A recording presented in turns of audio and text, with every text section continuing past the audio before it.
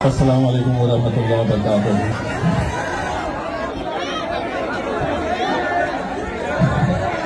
दरियापुर के इस इजलास में मौजूद जनाब आनंदराज अंबेडकर साहब,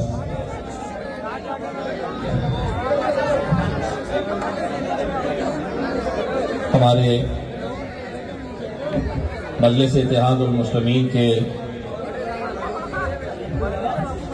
जनाब नाजिम साहब,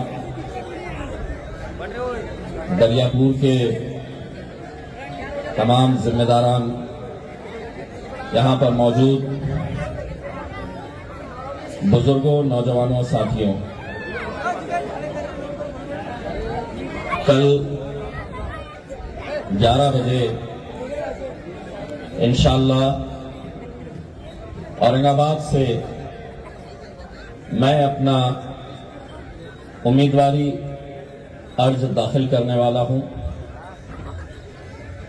मैं अपना फॉर्म मजलिस इत्तेहादुल मुस्लिमीन के नुमाइंदे की हैसियत से कल सुबह 11 बजे औरंगाबाद में मैं फॉर्म भरने वाला हूं।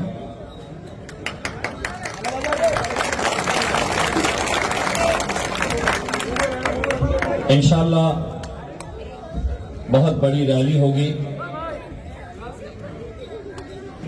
उसके बावजूद भी अगर एक रात पहले मैं यहां पर हमारे भाई आनंदराज अंबेडकर साहब के लिए आया हूं,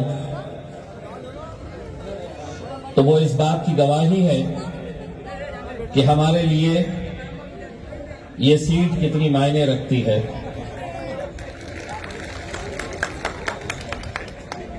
वो इस बात की गवाही है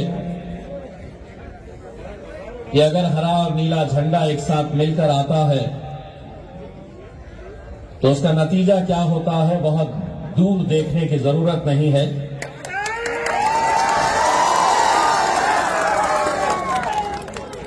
आपका बेटा, आपका भाई, आपका दोस्त इम्तियाज जलील अगर यहां पर खड़ा हुआ है तो सिर्फ और सिर्फ उस ताकत की बुनियाद के ऊपर जिन ताकतों को हमेशा से इलेक्शन के वक्त अलग करके रखा गया है, जब वो एक साथ मिलकर आते हैं तो पूरे महाराष्ट्र से इकलौता एक मुसलमान एमपी चुनकर जाता है और जिसका नाम है इम्तियाज जलील।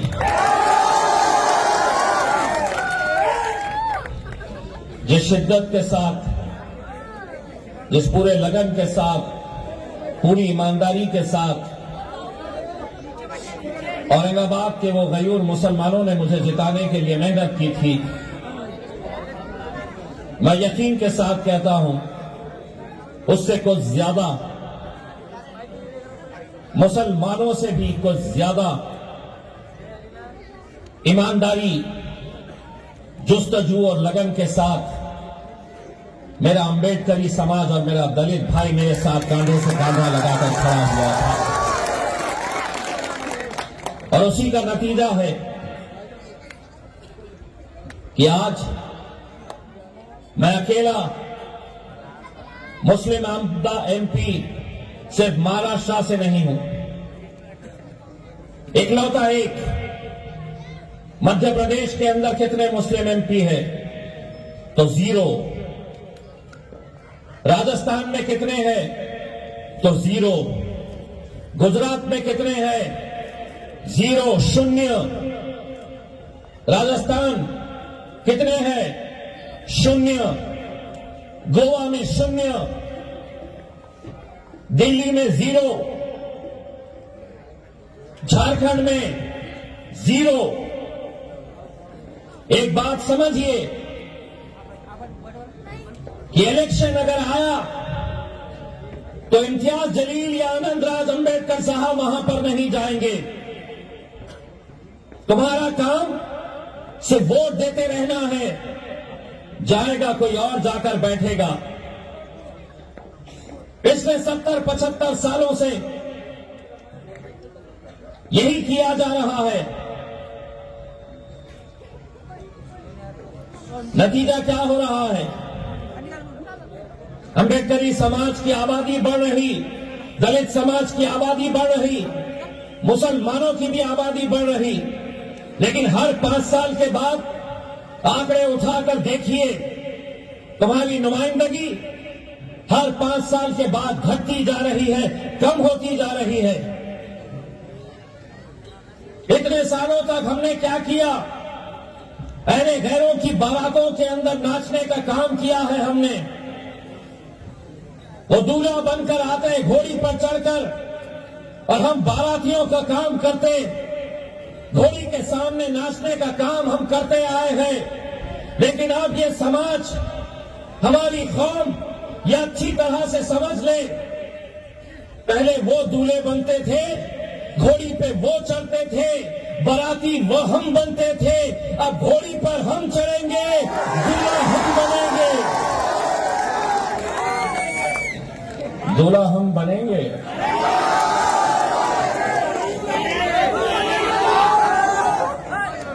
और इन्हें नचाया जाएगा। वैसे भी आनंद राज साहब आपके मुखालिफ जो खड़े हैं, बहुत अच्छा ताता थैया करते हैं।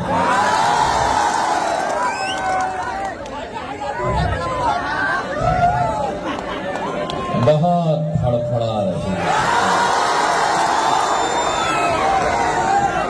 बहुत फड़फड़ा रही, लेकिन उसे क्या पता था कि गलत लोगों के अगर मुंह लगेगी तो हम छोड़ने वालों में से नहीं। मैं उन कांग्रेसी गुलामियों की तरह नहीं हूं जो अपने आकाओं के हिसाब से चलते हैं। तूने मेरे कायद बैरिस्टर असदुद्दीन अवैसी को ललकारा है, जवाब तुझे देके रहूंगा। ये तो तेरी किस्मत थी अच्छी कि उस वक्त पार्लियामेंट के अंदर ना मैं था, ना असद साहब थे, वरना जो का तो हिसाब वहीं का वहीं किया जाता। हम वो नहीं है जिसे तू ये कहकर डरा सके कि मेरे साथ भारतीय जनता पार्टी है, मेरे साथ नरेंद्र मोदी है, मेरे साथ अमित शाह है।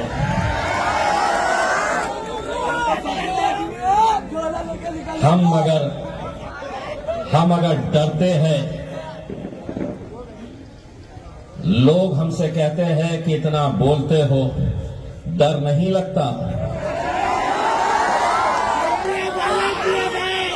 हमारी फितरत से वो कहां वाकिफ है। हम डरते हैं, यकीन मानिए हम डरते हैं, लेकिन तेरे जैसे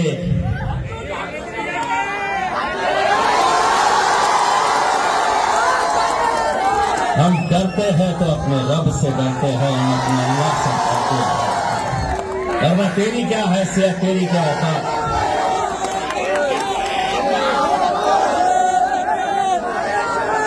मैंने जरा सा अकोला के अंदर जवाब क्या दे दिया तो कहने लगी तेरे जैसे 56, तुझे 56 की जरूरत नहीं पड़ेगी, अकेला काफी है।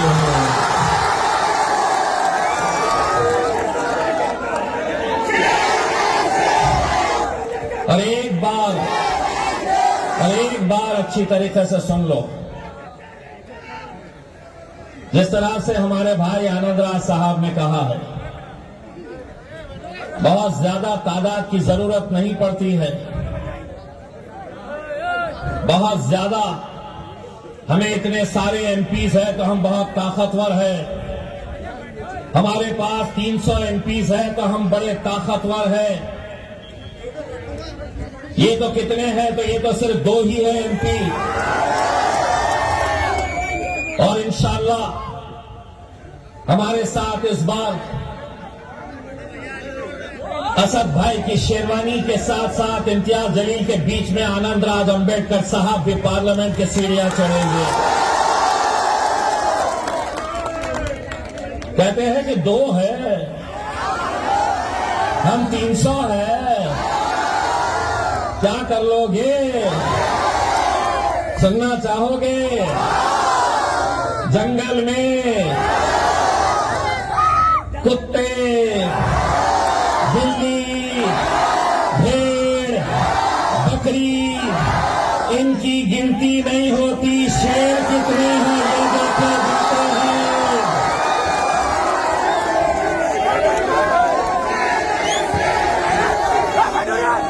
जब हम सुनकर आए थे, अरे बैठो भी, अभी तो शुरुआत हुई है, बैठो। जब हम चुनकर आए थे तो उस रात को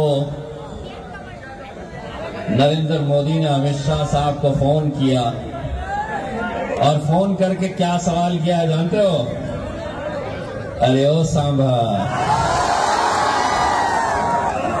कितने आदमी है रे? उसने कहा कि साहब मजलिस के 2 आए हैं इस बार। तो मोदी ने कहा वो 2 और हम 300। तो अमित शाह ने कहा कि साहब हम 300 हो गए लेकिन वो 2 हम पे भारी है। तादाद मायने नहीं रखती है, तकलीफ उन्हें इसी बात की सताती है कि वो अकेला था शेरवानी, तो नाक में दम करके रखा था, ये दूसरा भी आया है तो बहुत बोलता है। हम बोलेंगे, इसलिए बोलेंगे हम कि पिछले 75 सालों से तुम ऐसी महफिलें सजाते थे, तुम बोलते थे और हम सुनने का काम करते थे। तुम बोलते थे, हम सुनते आए हैं, हम सुनते थे, लेकिन अब दलित मुसलमान एक ताकत बनकर खड़ा है। अब एक बात सुनो, अब हम बोलेंगे और तुम्हारे पप्पा को भी सुनना पड़ेगा। अब हम बोलेंगे और तुम्हारे, बोल के जोर से, मैं हूं। हम बोलेंगे और तुम्हारे, ओ ताई मी आता बोलणार, अर्धा उत्तर तुम्हाला द्यायचं आहे आणि जोरात द्यायचं आहे। कुणाला घाबरण्याची आवश्यकता नाही। डॉक्टर बाबासाहेब आंबेडकरांचं संविधान आहे आपल्या रक्षणासाठी आणि त्यांचे नातू आनंदराज साहेब इथे बसलेले आहे। हम बोलेंगे और तुम्हारे,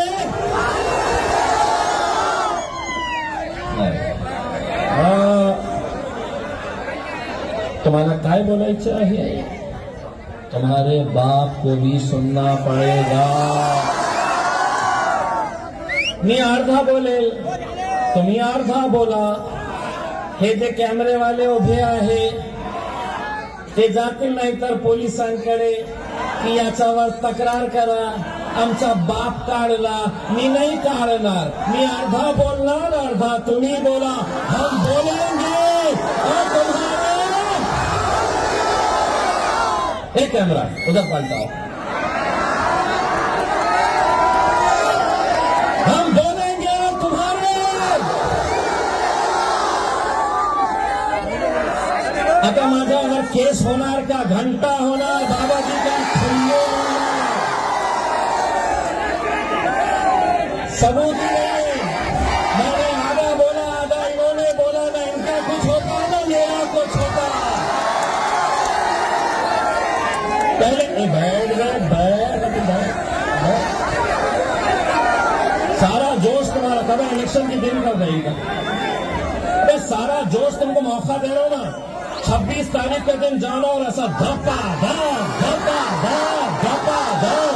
कहा गैस के सिलेंडर है, गैस के सिलेंडर को दबा दबा धप मारना। यहाँ पे गैस के सिलेंडर को, वहां पे तो मैं ऐसी उड़ाने वाला हूं, इनके होश ठिकाने आने वाले हैं। यहाँ पे तुमको इसको चलाना है। वहां पे मेरे पास पूरे के पूरे आ गए डाकुआ, पूरे डाकुआ एक साथ जमा हो गए। बोले इसको गिराना है, इसको गिराना है बोल के पूरे लगे हुए हैं। कैसा भी करके गिराना है करके आके बैठ जा रहे, हिसाब कर रहे। बोले देखो इतने ये है, उतने वो है, कैसा जीतता। मैं बोला मेरा हिसाब यहाँ पे नहीं होता है, मेरा हिसाब वहां होता है। वहां से याद है ना 2019 असर का वार, 5000 वोटों से पीछे चल रहा था। उस शिवसेना वाले मिठाइयां बांटना शुरू कर दिए। बोले अब हम निकल गए। मैं बोला थोड़ी देर रुको, तुमको सही में निकाल देता मैं। बाद में मुझसे पूछे भाजपा वालों ने, सेना वालों ने, 5000 से पीछे चल रहे थे असर में, तुम निकले कैसा? मैंने कहा फरिश्ते आए थे। जब सर सजदों में गिरे तो फरिश्ते आए थे। जो वोट तुम्हारा था मेरे हिस्से में आए थे।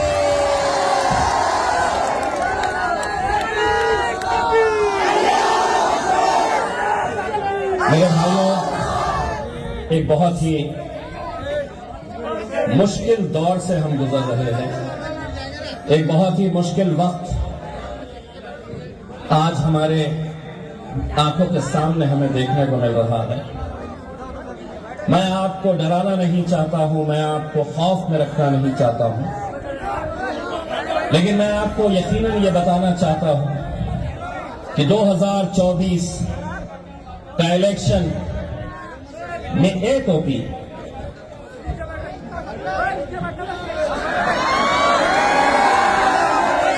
अरे छोटा तू पान वान भी मुंह में दबा के आया हुआ है, पूरी तैयारी से आएगा। तेरे को मालूम था यहाँ पे महफिल सजने वाली है करके। शुक्र है गजरा बांध के नहीं आया है। तो मेरा ये कहना है मेरे भाइयों कि जिस दौर से हम गुजर रहे हैं, आने वाला वक्त जो है 2024 के अंदर अगर कुछ समाजों को खास तौर से निशाना बनाया जाने वाला है, बहुत ही खास तौर से निशाना जिसको बनाया जाने वाला है, वो दो ही समाज है। एक हमारा दलित भाई अंबेडकरी समाज और दूसरा जो है वो मुसलमान। हर तरह से इन्हें निशाने के ऊपर रखा जाने वाला है। ये मुल्क अगर 75 सालों से एक खूबसूरत गुलदस्ते की तरह अगर रहा है तो इसलिए रहा है कि यहां पर हुकूमतें कितनी आई, वजीर आजम कितने आए, सरकारें कितनी आई, चली गई, लेकिन अगर मुल्क हमारा एक ताकत बनकर खड़ा रहा, अगर हमारा मुल्क तरक्की करा, अगर भाईचारगी का पैगाम अगर इस मुल्क के अंदर दिया, तो किसी हुक्मरान की वजह से नहीं, किसी हुकूमत की वजह से नहीं, किसी सरकार की वजह से नहीं, किसी पंत प्रधान, किसी वजीर आजम की वजह से नहीं। अगर ये मुल्क आज तक एक ताकत बनकर खड़ा रहा तो वो सिर्फ और सिर्फ डॉक्टर बाबा साहब अंबेडकर के संविधान की वजह से रहा है। और इनके कई नेताओं ने ये ऐलान कर दिया है कि 2024 आएगा तो हम इस मुल्क के संविधान को बदलने वाले हैं। और बदलने का मतलब यह है कि जितने भी हुकूक, जितने भी अधिकार उस संविधान ने आपको दिए हैं, वो तमाम संविधान के रास्ते आपको जो अधिकार दिया गया है वो सब हटा दिए जाएंगे। यूसीसी के नाम के ऊपर वो कहेंगे कि मेजॉरिटी हमारी है, माइनॉरिटी के अंदर तुम्हें तुम्हारी शिनाख्त सड़कों पर नहीं दिखा सकते हैं। इसका मतलब यह रहेगा कि हमारी खातून को, मुसलमान बच्चियों को नकाब पहनने से, बुर्का पहनने से रोका जाएगा कि यूसीसी का मतलब यह है यूनिफॉर्म सिविल कोड, समान नागरिक कायदा। तुम्हारी टोपी तुम्हारे सर से छीनी जाएगी। ये हो रहा है उत्तराखंड के अंदर, यूसीसी का कानून लाया गया, मदरसे बंद कर दो। मदरसे के अंदर तालीम हासिल करने वाले बच्चे जब तालीम हासिल करके निकल रहे हैं, इल्म हासिल करके निकल रहे हैं, तो आज अल्हम्दुलिल्लाह हमारी मस्जिदें आबाद है उनकी वजह से। मदरसे बंद कर दो, इनके सरों से टोपी हटा दो। हम जो तालीम देना चाह रहे हैं वो तालीम तुम्हें पढ़नी पड़ेगी। माइनॉरिटी के स्कूल्स, कॉलेजेस बंद कर दो। इन्होंने शुरुआत की गोश्त नहीं खाना। वो समझे कि अगर गोश्त खाएंगे तो हम कानून लेकर आएंगे तो ये खाना बंद कर देंगे। मोदी जी, हम मरने वाले नहीं हैं, हम लड़ने वाली कौम है, लड़ते रहेंगे। हुकूमतें आई है, कितनी आई है, कितनी चले गई। एक वजीर आजम इस मुल्क का, इस देश का प्रधानमंत्री अपने भाषण के अंदर, परभनी के एक भाषण में कहता है कि सारे देश को यह पता चल चुका है कि मोदी घर में घुसकर मारता है। यह भाषा एक प्रधानमंत्री से, क्या बनाया है तुम्हें? ये घुसपैठिए है।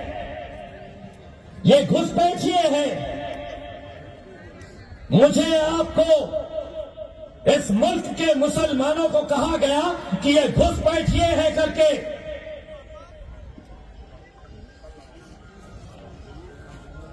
एक बात इन कैमरों के जरिए मोदी जी आपको और आपके जितने लगवे भगवे हैं उन सबको अमरावती और दरियापुर के आवाम की तरफ से कान खोल के सुन लो। ये मुल्क जितना तुम्हारा है, ये मुल्क उतना ही हमारा है। ये मुल्क किसी के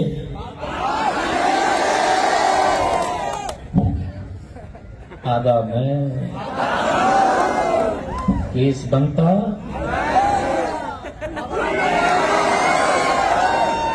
बाबा जी का। आप जोर से बोलना, ताकि अमरावती कितनी दूर है यहां से? 50 किलोमीटर। मुझसे कह रही थी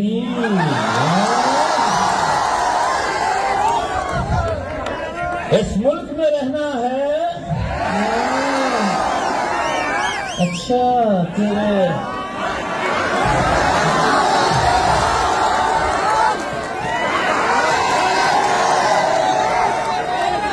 जहेज में आया मुल्क, अरे जहेज में आया था। अरे ये मेरा खाया बैरिस्टर असदुद्दीन अवैसी, जिसने उसी दिन ये कहा था कि इस मुल्क के अंदर हम सभी का आदर करते हैं। हम किसी धर्म के खिलाफ नहीं है, किसी मजहब के खिलाफ नहीं है। हम उस सोच के खिलाफ है जो हमसे ये कहती है कि अगर इस मुल्क में रहना है तो तुम्हें ये नारा लगाना पड़ेगा। असद साहब ने पार्लियामेंट के अंदर खड़े होकर कहा था कि हम भगवान राम का हम आदर करते हैं, लेकिन नथुराम गोडसे का हम आदर नहीं करते। और तू हमसे कहती है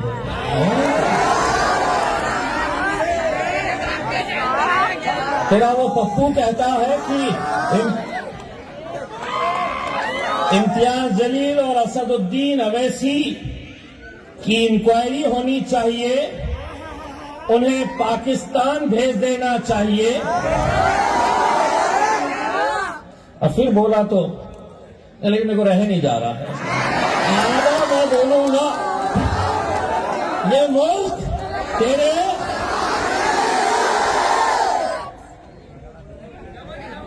जो आ रहा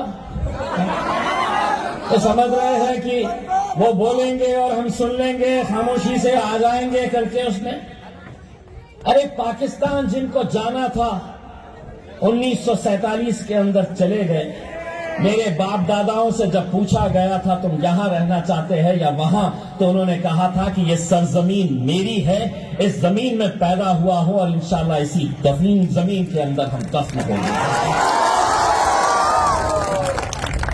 बड़े नौटंकी कहां से है, एक से एक नौटंकियां। आनंदराज साहब, आपके जीत का जश्न हम पूरे दरियापुर को वहां पर लेकर आएंगे, लेकिन जश्न इंशाल्लाह तो अमरावती के अंदर ही होगा। जश्न इंशाल्लाह। अब एक बात कहता हूं, मुझे बताया गया, मैं भी आते आते असद साहब से बात कर रहा था। आनंदराज अंबेडकर साहब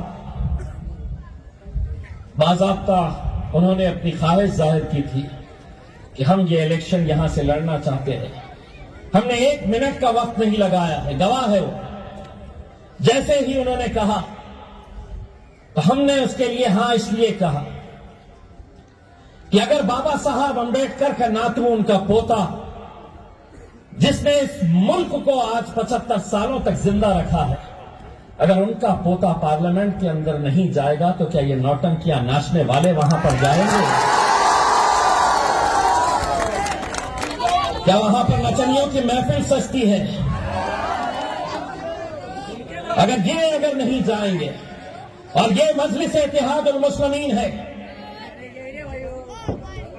हमने ये फैसला किया कि अगर हम आनंदराज अंबेडकर साहब को अमरावती के अंदर साथ देंगे तो उनके भाई बाला साहब अंबेडकर के लिए भी हमने कहा कि अकोला के अंदर उनके लिए भी मदद करनी चाहिए, उनका भी साथ देना चाहिए। और यही नहीं,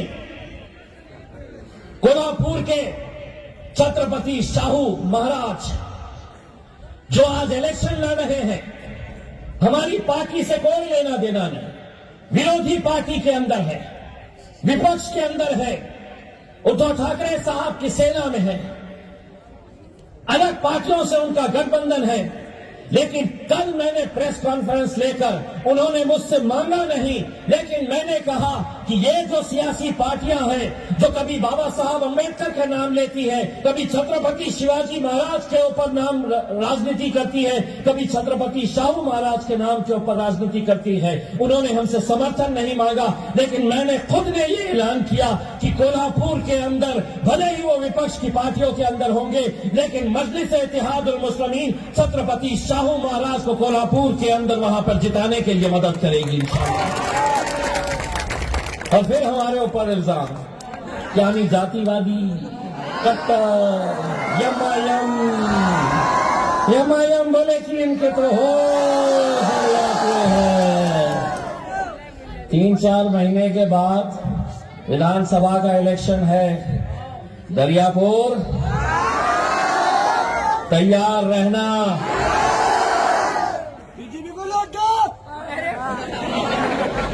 अब ये जो सपना देख रहे हैं ना, अब की बार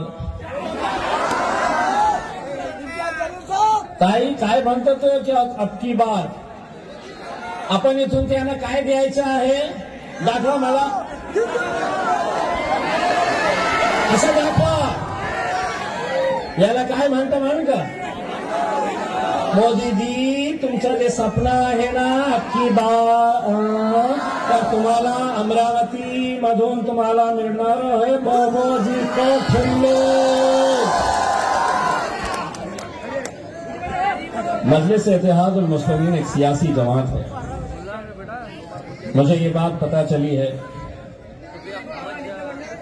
हम देखिए हम उलमाए किराम का मौलानाओं का हमारे जितने भी मौजूद मौलाना है हम उनका बहुत एहतराम करते हैं बहुत इज्जत करते हैं लेकिन सियासी पार्टी अगर फैसला कुछ करती है और उसके बाद हमारे उलमा इकराम एक अलग तरह का फैसला करते हैं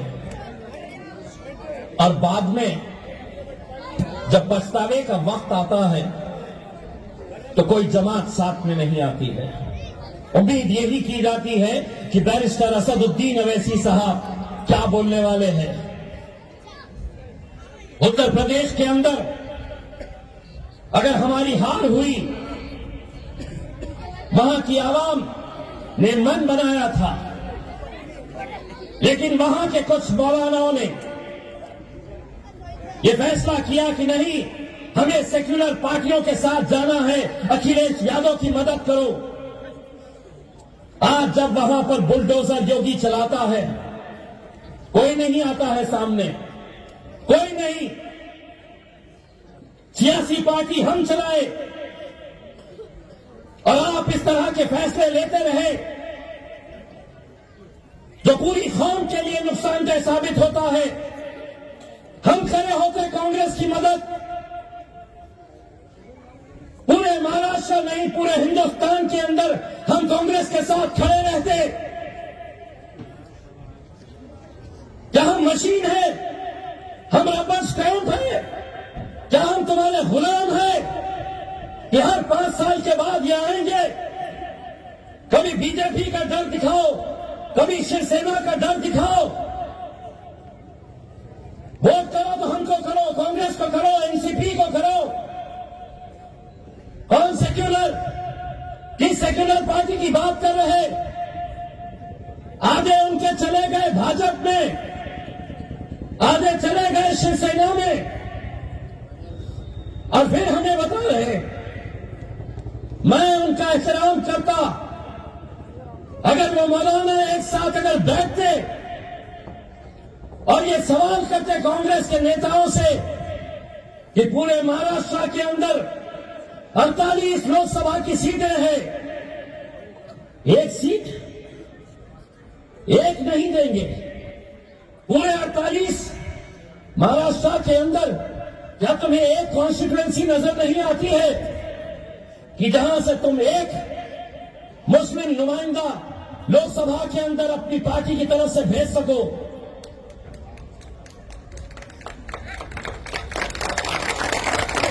ये सवाल मैं आपकी तालियां सुनने के लिए नहीं किया हूं। तकलीफ मुझे भी होती है जब मैं देखता हूं कि ऐसे कौम को कैसे गुमराह किया जाता है। अगर असद साहब ने यह फैसला लिया था तो अमरावती के उलमाओं की यह जिम्मेदारी थी। पूरी इज्जत एहतराम के साथ मैं कह रहा हूं कि आप उनसे पूछते कि कांग्रेस अगर एक सीट अगर देती राष्ट्रवादी एक सीट अगर देती सब आ रहे सब स्टेज के ऊपर बैठ रहे खुश मुसलमान शरद पवार आया तुम्हारी सियासत क्या हो गई है रमजान के अंदर इनको बुलाओ तुम्हारे ही खान का दल्ला नेता खजूर खिला रहा है फटेलो खजूर खिला रहा टोपी पिना रहे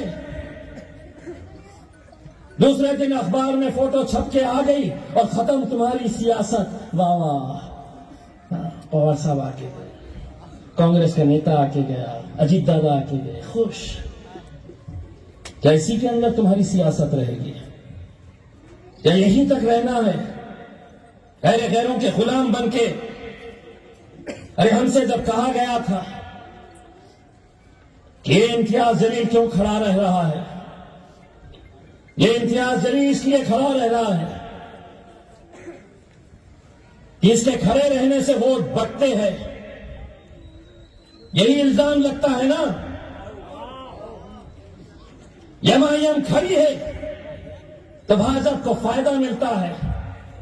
अरे जिस शहर से आप लोगों की दुआओं का नतीजा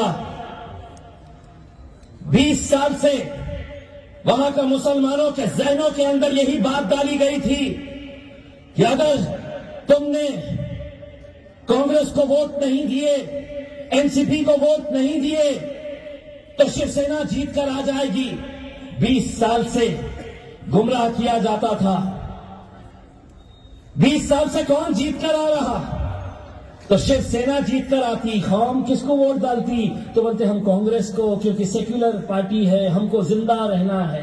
तुम्हारे जहनों के अंदर ये मशीन चलाई गई थी। लेकिन जब हम उतरे मैदान में तो हमने कहा बेटा हटो साइड में। हमने कांग्रेस वालों को कहा कि बेटा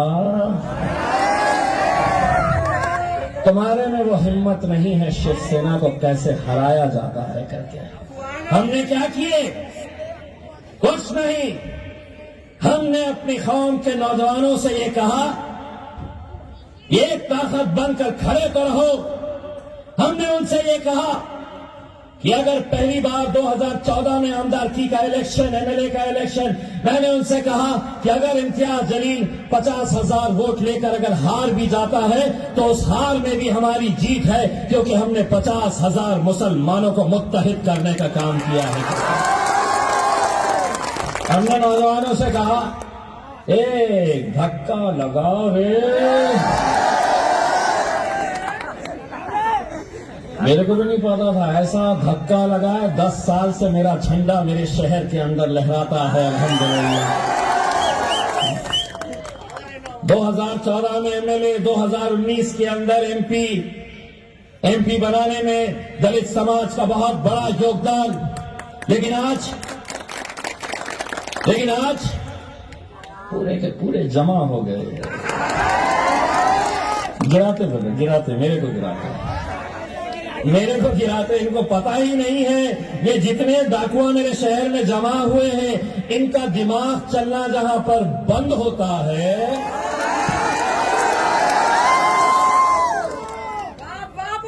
इस बात तो अपन जश्न के अंदर ही गाना लगा के खूब। मेरे भाइयों, मैं आप लोगों से सिर्फ इतनी इल्तिजा करने के लिए आया हूं। मैं दूसरे और भी जगह के ऊपर जाना चाहता था, आनंद राज अम्बेडकर साहब के जलसे को मुखातिब करने के लिए, लेकिन मजबूरी है मेरी कि इलेक्शन में मैं भी खड़ा हुआ हूं।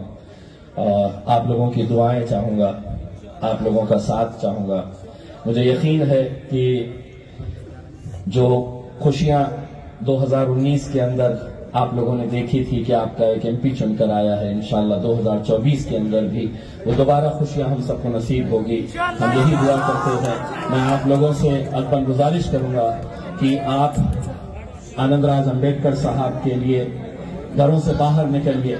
जीत और हार के फैसले ये मत सोचिएगा कि कौन क्या कह रहा है करके, ये समझ लीजिएगा। दरियापुर के अंदर मैं सिर्फ एक सवाल करना चाहूंगा। आप लोग इम्तियाज जलील से मोहब्बत करते हैं तो हाथ उठाइए।